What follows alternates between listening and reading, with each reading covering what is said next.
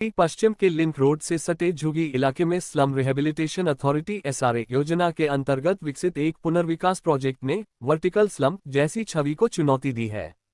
आमतौर पर एसआरए इमारतों को सिर्फ पुनर्वास का जरिया माना जाता है, जहां बुनियादी सुविधाओं का भी अभाव होता है।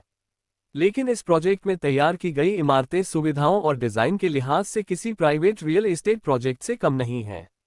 ये परियोजना श्रीजी शरण ग्रुप ऑफ कंपनीज द्वारा विकसित की गई है और हाल ही में स्थानीय विधायक योगेश सागर के हाथों इसका उद्घाटन हुआ। उन्होंने इसे मुंबई में एसआरए मॉडल के लिए आदर्श उदाहरण करार दिया। बिल्डिंग बनाई गई है, इस संबंध में क्या संदेश देना चाहेंगे मुंबई वासियों को? देखिए, संदेश तो मुंबई वासियों को मैं अभी गणेश श्रावण नगर सहकारी गृह निर्माण संस्था एकनाथ नगर कांदिवली वेस्ट में खड़ा हूँ। संदेश तो ये बिल्डिंग अपने आप से लोगों को देगी। एसआरए में कुछ लोगों के बहकावे में आकर के या गलत नेतृत्व के साथ में जाने के कारण 15-15, 20-20 साल तक रखड़ी हुई एसआरए है। विकासकों की भी गलती है, जिन विकासकों ने अपनी क्षमता से ज़्यादा काम लिया है, न क्वालिटी में ध्यान दिया है, न ऑक्यूपेशन सर्टिफिकेट लाया है, ना ही लोगों को समय पर भाड़ा जाता है। जिसके टूटे हुए घर है उसकी पात्रता सुनिश्चित करने में भी बड़ी कठिनाइयां हैं। हम सभी मदद करते हैं, सभी राजकीय पक्षों के लोग इनको मदद करते हैं। उसके सामने एक ऐसा प्रोजेक्ट खड़ा करना जिसके रिहेब बिल्डिंग में लोगों को 3000 स्क्वायर फीट का एक हॉल मिलता है, एक फ्लोर पूरा पार्किंग के लिए कार पार्किंग को मिलता है, एक फ्लोर मोटरसाइकिल पार्किंग को मिलता है, एक व्यायामशाला जिम्नेशियम अपग्रेड जिम्नेशियम मिलती है, एक लोगों को बाहर से आने वाले मेहमानों के लिए एक फ्लैट रुकने के लिए मिलता है, ब्यूटी पार्लर बहनों को व्यवसाय चलाने के लिए ट्रेनिंग सेंटर के लिए मिलता है, एक हेयर कटिंग सैलून जैसी फैसिलिटी वहाँ पर उपलब्ध होती है। इस प्रकार का काम रिहेब के बिल्डिंग में होना, समय पर होना, क्वालिटी वाइज होना, माइवान से जिसका काम होना, ऑक्यूपेशन लाने के बाद लोगों को उसका पोजीशन देना, ऐसा विकासक का काम श्रीजी शरण ने किया है। मैं उनका अभिनंदन करने के लिए आया हूँ और मैं केवल यही संदेश देता हूँ कि ये बिल्डिंग आने वाले दिनों में प्रधानमंत्री नरेंद्र मोदी जी जिनके संकल्पों का विकसित भारत होने जा रहा है, इसमें मुंबई के उन स्लम डेवलपर्स को जो झोपड़पट्टियों में रहे, झुग्गियों में रहे, उनको अपने घर का अभिमान हो, ऐसा घर देने के लिए जिन्होंने शुरुआत की है, ऐसे विकासक को अभिनंदन करने के लिए मैं यहाँ पर आया हूँ। धन्यवाद। में आपने एक नई क्रांति की शुरुआत की है। सर, ये ऐसे तो कोई क्रांति नहीं है। एसआरए की अथॉरिटी ने ऑलरेडी ये सारी सुविधा का प्रोविज़न उन्होंने अपने डीसीआर के माध्यम से प्लान के अंदर दिया हुआ ही है। हमने उसका प्लानिंग का फ़ायदा उठाते हुए ये पूरे एसआर जो एमिनिटीज़ है उसको डेवलप किया हुआ है। तो ऑलरेडी एसआर की अथॉरिटी के प्लान के अंदर ये चीज़ था ही, तो एक ये शुरुआत है कि जिसको हमने डेवलप करके दिया हुआ है। नॉर्मली एसआर की बिल्डिंग मैंने भी जो 1-2 पहले बनाई तो हम ये सुविधा का रूम बना के छोड़ देते थे। तो पहली बार ऐसा हुआ है कि भाई इसको हम डेवलप करते हैं ताकि लोग एक्चुअल इसको वापर सकें।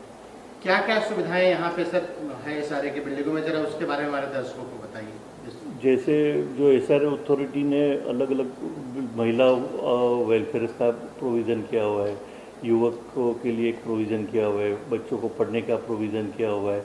तो वो सारी जो सुविधा का फ़ायदा लेते हुए हमने एक आइसोलेशन रूम दिया हुआ है कि जिसमें जो कोई परिवार के घर में कोई लंबा बीमारी है, तो क्योंकि एसआरए के घर छोटे होते हैं तो घर पूरा डिस्टर्ब होता है, तो उस लोगों के लिए एक अलग से आइसोलेशन सेंटर जैसा बनाया हुआ है ताकि वो घर के बिल्डिंग के अंदर ही रहे, वहाँ पे वो आराम कर सकते हैं और परिवार को भी ज़्यादा तकलीफ स्ट्रेस नहीं लेना पड़े। नंबर एक कि आपके घर पे अगर कोई ज़्यादा गेस्ट है तो सोसाइटी के पास वो रूमें है जिसमें आप अपने गेस्ट को रख सकते हो, तो एक सोसाइटी के लिए आवक का भी साधन हो जाएगा और रहने वालों के लिए सुविधा का भी हो जाएगा। ऐसे महिलाओं के लिए ब्यूटी पार्लर का हमने पूरा प्रोविज़न किया हुआ है। हो सकता है बिल्डिंग में से सारे काफ़ी कस्टमर इनको मिल जाए। यहाँ की बच्चियाँ जो भी ब्यूटी पार्लर जानती है वो बिल्डिंग से भी ऑर्डर ले सकती है, प्लस अपने बाहर के कस्टमर को भी बुला सकती है। ऐसे ही खाने बनाने की जिनको ज़्यादा कौशलता है तो वो अपना ऑर्डर लेके, अभी छोटे घर में बनावे तो एक तकलीफ़ होता है करके एक अलग से उनको भी कम्युनिटी किचन दिया हुआ है कि वो उस सुविधा का फ़ायदा उठाते हुए वो अपना हुनर के हिसाब से हर एक अलग अलग चीज़ बना के बेच के एक कमाई का साधन जरिया कर सकती है। ऐसे बच्चों के लिए इंडोर गेम्स है, हेल्थ के लिए पूरा जिम्नेशियम दिया हुआ है, एक खास करके बड़ा बैंक्वेट दिया हुआ है जिसके अंदर लोगों का कोई भी छोटा सा कार्यक्रम 150 से 200 लोगों का जो हो सकता है सारा, तो पूरा फैसिलिटी के साथ में दिया हुआ है। प्लस सबसे बड़ा, जो भी हस्बैंड वाइफ दोनों जॉब करते हैं तो वो अपने बच्चे को कहाँ छोड़ के जावे, अगर न्यूक्लियर फैमिली है तो उनके लिए भी एक यहाँ पे पालना घर जैसा एक व्यवस्था किया हुआ है कि वो अपने बच्चे को वहाँ पे छोड़ के जा सकती है। वहाँ की टेयर केटर उसका ध्यान रखेगी और जो भी नॉमिनल पैसा होगा वो हिसाब से ये सारी सुविधा चलेगी। ऐसे अलग अलग सुविधाएं काफ़ी दी हुई है। सोसाइटी का ऑफिस है, यंग बच्चों के लिए पॉडकास्ट रूम दिया हुआ है, लाइब्रेरी दी हुई है बच्चों को पढ़ने के लिए, तो ये सारी सुविधा दी हुई है।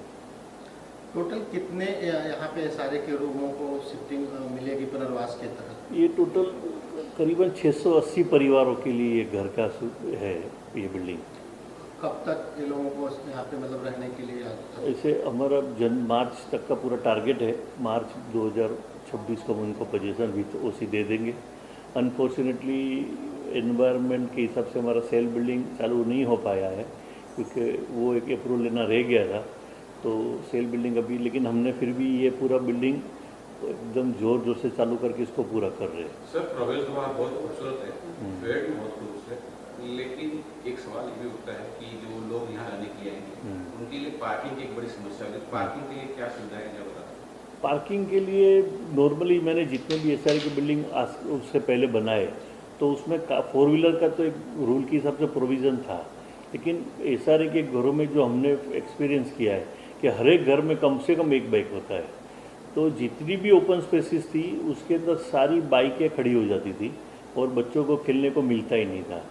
तो इसमें फिर हम लोग ने एक पोडियम पार्किंग दिया हुआ है जिसमें ग्राउंड फ्लोर में सारी 4 व्हीलर पार्किंग रहेगी और फर्स्ट फ्लोर में सारे बाइक की पार्किंग की सुविधा की हुई है, ताकि 680 परिवार के घरों के बाइक वो पूरे फर्स्ट फ्लोर पे आ जाएंगे और जो सराउंडेड एरिया है, ओपन स्पेस है, उसमें बच्चे लोगों को आउटडोर गेम खेल सकते हैं। मैं अभी एक सैंपल फ्लैट देख रहा था, बहुत अच्छा लगा मुझे।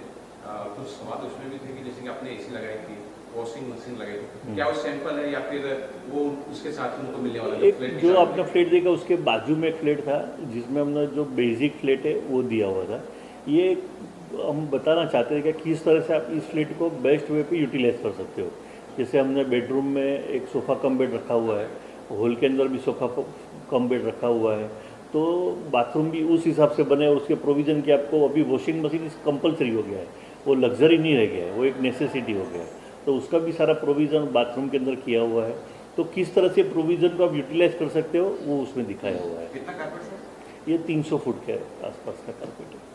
पूरा?